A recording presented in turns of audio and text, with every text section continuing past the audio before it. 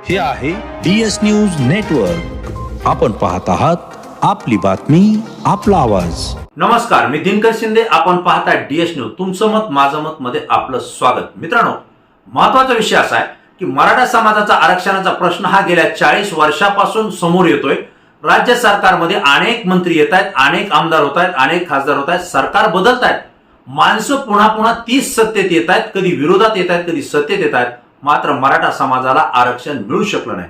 प्रत्येक वेळेस आश्वासनावर आश्वासन मिळत गेली, परंतु आरक्षणाचा प्रश्न मराठा समाजाचा काही सुटला नाही. आणि म्हणून मनोज जरांगे पाटील, एक सामान्य कुटुंबातलं आलेलं नेतृत्व, आज महाराष्ट्रामध्ये मराठा समाजाचा नेता म्हणून उदयास आलं. आणि याच मनोज जरांगे पाटलाच्या आंदोलनातून आणि एकवटलेल्या मराठा समाजाच्या या पूर्ण जनसागरातून एक मंथन झालं. आणि या मंथनामध्येच मनोज जरांगे पाटील यांनी मराठा समाजाच्या आरक्षणाचे खरे मारेकरी कोण आहेत त्यांचे चेहरे जनतेसमोर आणलेले आहेत. आणि मात्र हे चेहरे आता येणाऱ्या काळामध्ये अडचणीत येतील अशी परिस्थिती निर्माण झालेली आहे.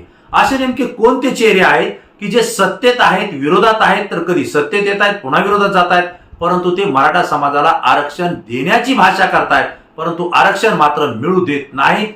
ते चेहरे कोणते आणि मनोज जरांगे पाटलांनी त्यांना कशा पद्धतीने उघडं पाडलं याविषयी आपण चर्चा करणार आहोत. मित्रांनो, हा व्हिडिओ आवडला तर आपण लाईक आणि कॉमेंट जरूर करा आणि आपल्या मित्रांना सुद्धा अवश्य शेअर करा ही आपल्याला विनंती करतो. मित्रांनो, विषय असा आहे की महाराष्ट्रामध्ये मराठा समाजाला आरक्षण आहे. कुणबीमध्ये आहे, पश्चिम महाराष्ट्रामध्ये आहे, विदर्भामध्ये आहे, खानदेशमध्ये आहे. म्हणजे या भागात जो राहणारा मराठा समाज आहे, जो शेती करतो, हा त्याचा शेती व्यवसाय धरून त्यांना कुणबीचं आरक्षण त्या ठिकाणी मिळतं, तो ओबीसी मध्ये येतो.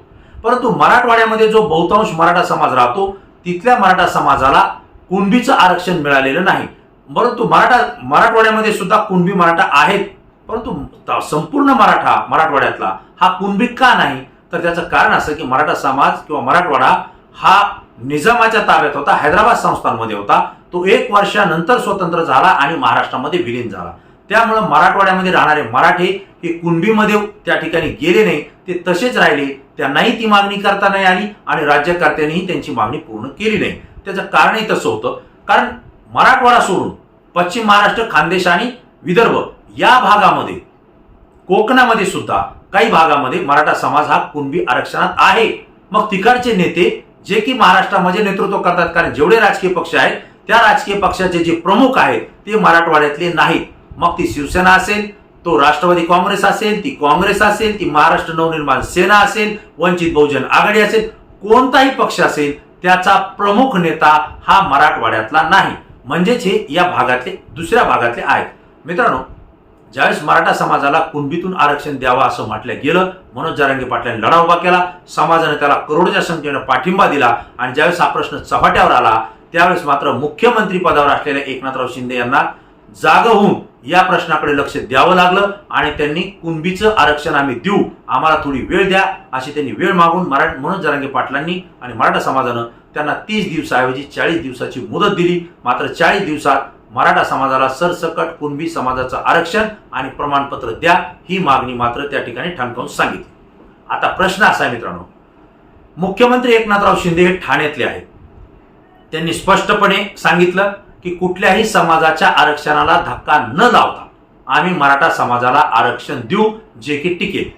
आता मराठा समाज आणि जरांगे पाटलाची मागणीच मुळात ही आहे की आम्हाला 50% आत आरक्षण द्या, ते कुणबी मराठा म्हणून द्या, जे की ओबीसीच्या कोट्यातून असेल. म्हणजे ओबीसीच्या कोट्यातून कुणबी मराठा ही मागणी आहे. त्यासाठी करोडोंचा मराठा समाज एकवटलेला असताना एकनाथराव शिंदे हे मात्र कुठल्याही समाजाच्या आरक्षणाला धक्का न लावता मराठा समाजाला आरक्षण द्यायची भाषा करतायत, म्हणजेच ओबीसी नाही. दुसरे देवेंद्र फडणवीस जे उपमुख्यमंत्री आहेत तेही सांगतायत कुठल्याही जातीला आम्ही आरक्षण देणार, धक्का न लावता मराठा समाजाला आरक्षण देऊ आणि ओबीसीला आम्ही धक्का लावणार नाहीत. मित्रांनो, त्यासोबत छगनराव भुजबळ यांनी सांगितलं मराठा समाजाला आरक्षण द्या, आमचा पाठिंबा आहे, परंतु ओबीसीच्या आरक्षणाला धक्का लागला नाही पाहिजे. म्हणजे तो एक चेहरा आला. विशेषतः मराठा समाजाचे जे नेते आहेत हे यांचे चेहरे सुद्धा मनोज जरांगे पाटलांनी उघडे पाडलेले. त्यामध्ये नारायणराव राणे जे की मराठा समाजाचे नेते, मुख्यमंत्री राहिलेत, आज केंद्रीय मंत्री आहेत, त्यांनी स्पष्टपणे सांगितलं मराठा आणि कुणबी हे वेगळे, त्यामुळे संपूर्ण मराठा समाजाला कुणबीचं प्रमाणपत्र देऊ नये, कुणबीचं आरक्षण देऊ नये, त्यांनी त्याला विरोध केलाय. नितेश राणे जे की त्यांचे चिरंजीव आहेत, त्यांनी सुद्धा या आरक्षणाला विरोध केलाय.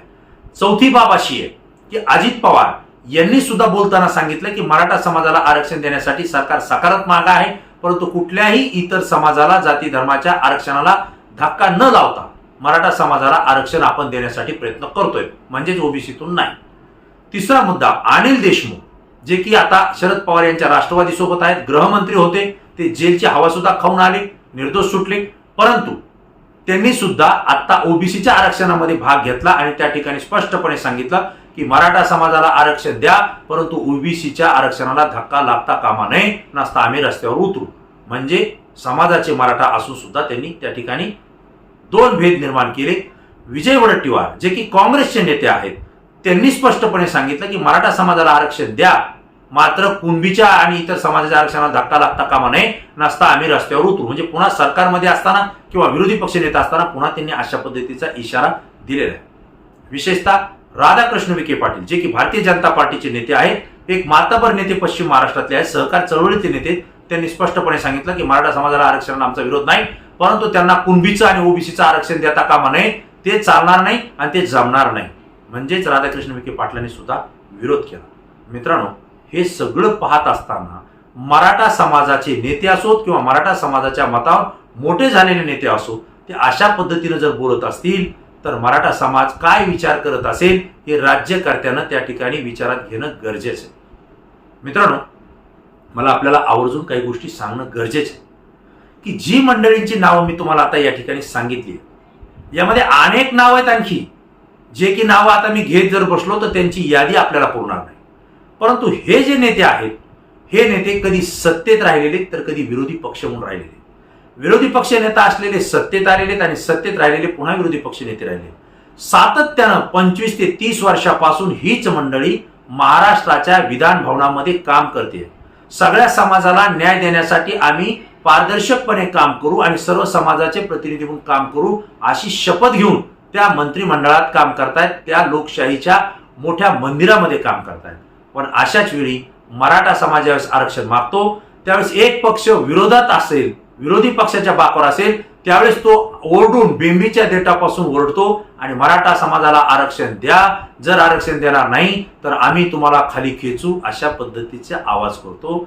मात्र तोच विरोधी पक्ष पुन्हा सत्तेत आला की सत्तेतला माणूस विरोधात येतो आणि विरोधात आला की पुन्हा तो मराठा समाजाला आरक्षण द्या यासाठी लढा उभारतो, त्या आंदोलनात सहभागी होतो.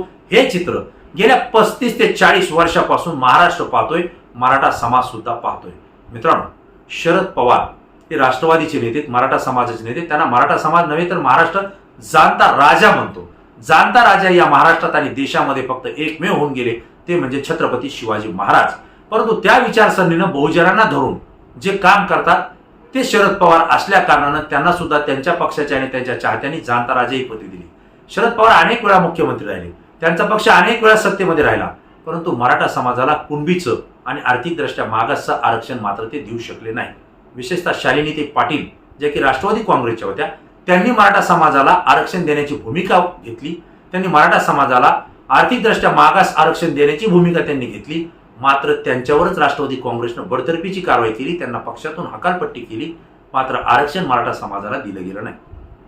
मित्रांनो, हे जेवढे नेत्यांची मी आपल्याला नावं सांगतोय, हे सगळे नेते जर आपण पाहिले तर हे पश्चिम महाराष्ट्रात आहेत किंवा विदर्भात आहेत किंवा खानदेशातले आहेत.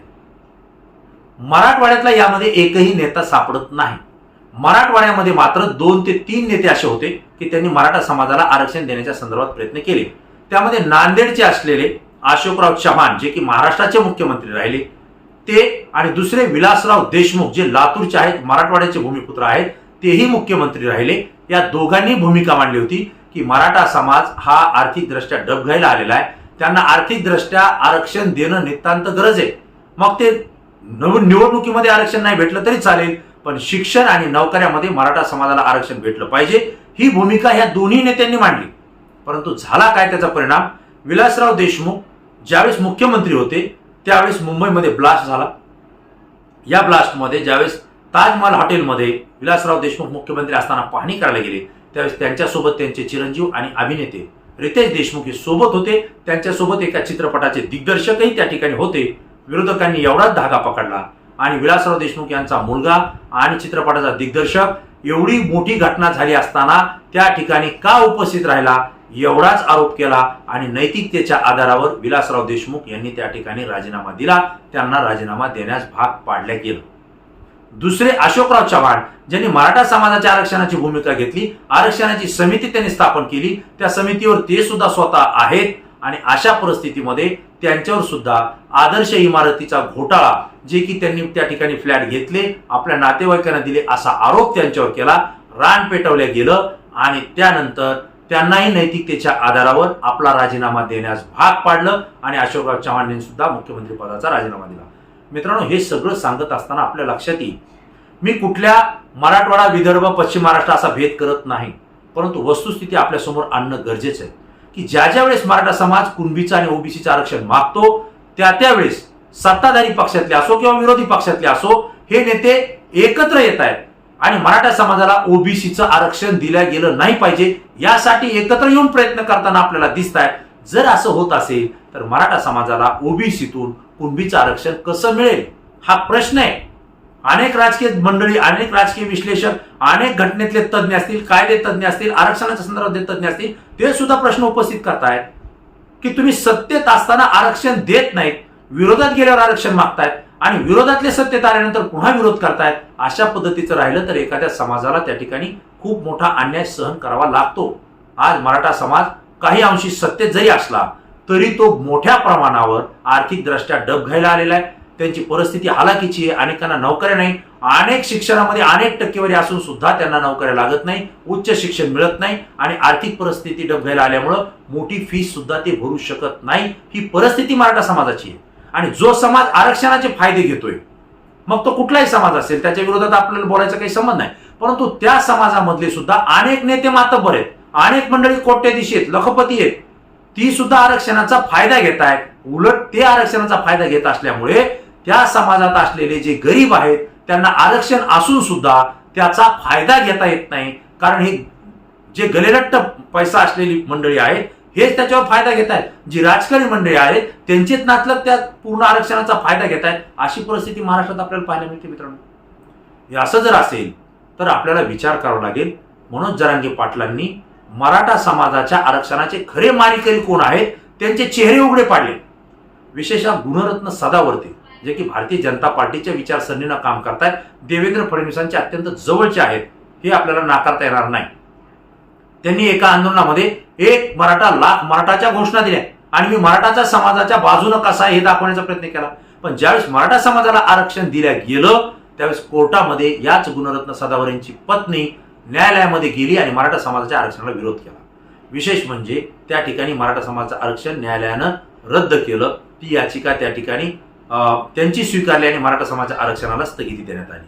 मित्रांनो, असे चेहरे कोण पुढे करत आहे, ऐन वेळेला कोर्टामध्ये कोण कोणाला पाठवतंय हे काय आता लपून राहिले नाही. हे सगळे चेहरे उघडे पडलेत आणि विशेषतः मनोज जरांगे पाटलाच्या आंदोलनानं मराठा समाजाचे खरे मारेकरी आणि आरक्षणाला विरोध करणारे चेहरे हे आता पटापट बाहेर पडलेले आहेत आणि याचा परिणाम येणाऱ्या विधानसभेच्या, लोकसभेच्या निवडणुकीत असेल किंवा जिल्हा परिषद, पंचायत समिती, नगरपालिकेच्या, महानगरपालिकेच्या निवडणुकीत असेल ते आपल्याला पाहायला मिळतील.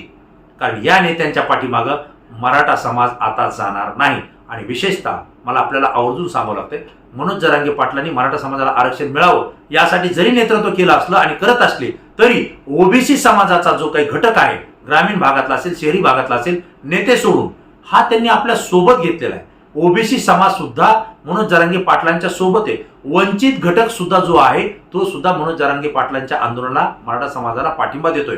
आणि विशेषतः एक आवर्जून सांगावं लागेल, जो समाज आरक्षण मागतोय तो मुस्लिम समाज सुद्धा आरक्षण मिळालं नाही तरी मराठा समाजाच्या आरक्षणाच्या लढ्यामध्ये खांद्याला खांदा देऊन काम करतोय आणि या आरक्षण लढ्यामध्ये साथ देतोय, प्रोत्साहन देतोय मराठा समाजाला. मित्रांनो, या सगळ्या गोष्टीचा जर विचार केला तर मराठा समाजाच्या आरक्षणाच्या बाजूनं कोण आहे आणि मराठा समाजाच्या आरक्षणाला नेमकं विरोध कोण करतंय हे सगळे चेहरे मनोज जरांगे पाटलांनी जनतेसमोर, लोकांसमोर उघडे पाडलेले आहेत. हे आपल्यासमोर माहिती मला देणं योग्य वाटलं. मित्रांनो, या व्हिडिओमध्ये ही माहिती आपल्याला कशी वाटली, या माहितीबद्दल आपली प्रतिक्रिया आमच्यासाठी अत्यंत महत्त्वाची आहे, कारण तुमची प्रतिक्रिया संपूर्ण महाराष्ट्र पाहतोय. आपल्याला जर ही माहिती पटली असेल तर त्याही प्रश्नाचं आपण उत्तर द्या. मनोज जरांगे पाटील यांनी जे आरक्षणासाठी आंदोलन केलंय त्यांनी मराठा समाजाच्या आरक्षणाला विरोध ठरत असलेले, बाधक ठरत असलेले, मारेकरी ठरत असलेले चेहरे जनतेसमोर उघडे पाडलेत का, आणि पाडले असतील तर ते चेहरे कोणते हे आपण कमेंट्स बॉक्समध्ये आपल्या प्रतिक्रियेमध्ये निश्चित त्यांची नावं द्या, कारण संपूर्ण महाराष्ट्र पाहतोय. मित्रांनो, पुन्हा एकदा नवीन विषय, नवीन मुद्दा घेऊन आपल्या समोर येईल. तोपर्यंत धन्यवाद.